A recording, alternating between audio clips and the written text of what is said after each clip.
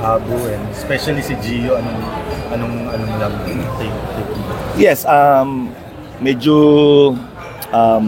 malaking factor din yun dun sa guards namin, but it's a break, also an opportunity for Jeric and other guards to step up like Jed, and also we're waiting for Jerome, and we hope na mas mabilis sana yung recovery ni Jerome para mas maisalang na namin siya.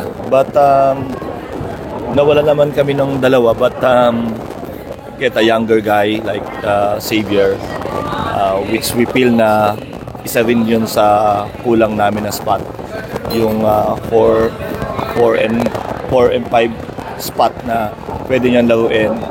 He's a very versatile player. He can play at 3 positions, multiple positions, and I think yun yung isang spot na pwede naming kulang namin na magiging strength namin ngayon. And si Xavier naman, only 25, 26 years old. So yung future medyo maganda para sa amin. Bumata kami. At the same time, naging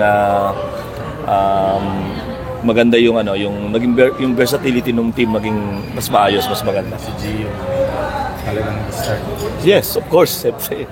Nag-start kami ni Gio, sabay kami nag-start dito sa Magnolia. I mean, I'm the one who, kumbaga ako yung pumili sa kanya. Ako talaga yung nung gilas sa drop. Kumbaga siya yung una naming nakita talaga na pwede sa amin makatulong sa backcourt. And it's very sad, but I talked to Gio, and he understand naman. I talked to Abu, he also understand, and wish them all the best.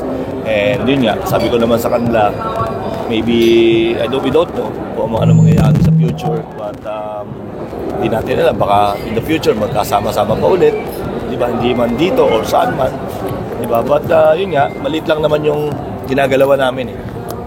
Lagi kami magkikita sa court, sa labas man. So yung pinagsamahan namin, hindi mawawala yun. And we just try na makita lang sila na mas okay sila doon, mas maganda, may trabaho, maganda yung tinatakbo ng career nila. Masaya ako para sa kanila.